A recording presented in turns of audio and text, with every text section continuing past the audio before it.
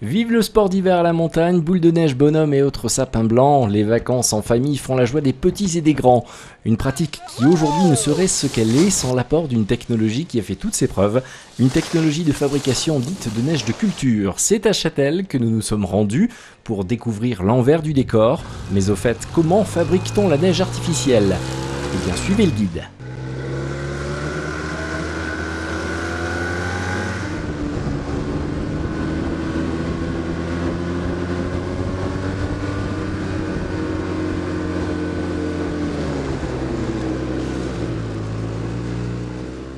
Cette retenue d'eau, en fait, c'est ce qui va alimenter en fait toute la chaîne technique. Si vous pouvez nous expliquer un petit peu. Oui, donc l'eau qui est donc dans cette réserve de 130 000 m3 est reliée directement à l'usine où l'eau va être dispatchée, distribuée sur les différentes pistes de ski. Pour la partie historique, l'installation sur le secteur de Châtel s'est faite dans les années 90 avec le gros des infrastructures réalisées en 1998. En quelques mots, pour mieux comprendre quel est le processus de fabrication, élément de réponse. Donc on propulse de l'eau par des pompes en la montant, nous entre autres on régule à 53 bars, parce que ce qu'il faut c'est de la pression d'eau. On envoie de l'air sous pression à 8 bars dans un réseau, qu'on envoie de l'eau et de l'air sur un enneigeur quelconque, que ce soit une perche ou un canon ventilateur, ça produit de la neige. Ça, après c'est la technologie du canon en lui-même, de nos fournisseurs. C'est-à-dire qu'on coupe la molécule d'eau, on coupe la molécule d'air, ça passe par une cloche de nucléation qui fabrique le flocon de neige. Et le tour est joué. Et le tour est joué. Un investissement qui a un coût humain, technique et financier qui permet aujourd'hui de prétendre à coup sûr à un enneigement certain malgré des conditions météo hivernales qui peuvent être différentes d'une année à l'autre.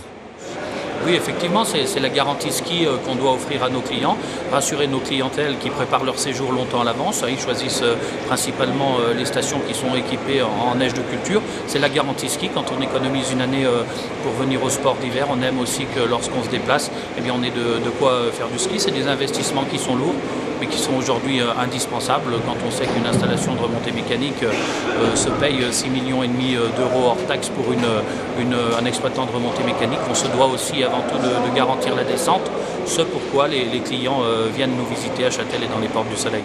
Passons maintenant à la visite des installations pour mieux comprendre le mécanisme et les machines utilisées pour la réalisation des petits flocons. Et on est donc dans l'usine à neige.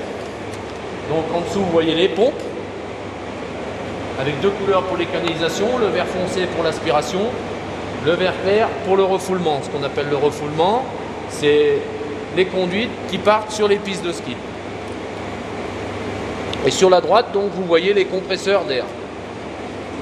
Et le petit bleu que vous voyez, c'est le compresseur de bullage. Donc celui-là, il sert à refroidir l'eau en début de saison au mois de novembre. Donc il refroidit l'eau parce qu'on projette de l'air comprimé au fond du lac. C'est-à-dire que là, le lac en début de saison, l'eau est à peu près à 12-13 degrés et nous on refroidit l'eau jusqu'à 4 degrés. Comme nous l'avons entendu, la neige de culture n'est pas un processus récent, il a même évolué avec les années. Élément qui a toute son importance, qui est appelé à évoluer dans les consciences également. La neige de culture ne contient pas de composés chimiques. Ce n'est que de l'eau. Et il n'y a aucun adjuvant chimique qui est ajouté à l'eau. Ce n'est que de l'eau et de l'air à la base de la neige. Et donc c'est vraiment un produit écologique. Au même titre que la neige naturelle, ce n'est que de l'eau. Et en fin de saison, à la fonte, il n'y a aucune pollution de l'environnement. C'est un amoureux de la montagne et du domaine skiable. Nicolas Rubin, maire de Châtel, vient régulièrement contrôler les installations, visiter les personnes travaillant sur le site et rencontrer par la même occasion les personnes de passage.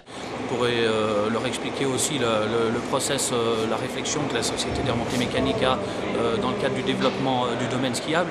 Et puis par le passé, je suis passé aussi par ces métiers, donc c'est un petit retour aux sources, même s'il n'y a jamais eu de rupture de connaissances dans le métier que je pratique aujourd'hui, si on peut parler de métier, et puis celui que je pratiquais avant. Donc c'est toujours un pied à l'étrier dans le domaine skiable. Il faut maintenir le contact avec ces techniques pour ne pas perdre le fil. Une visite de l'usine de production de neige de culture que vous pourrez effectuer sur simple demande auprès de l'Office de tourisme de la ville de Châtel. Rendez-vous sur le www.chatel.com.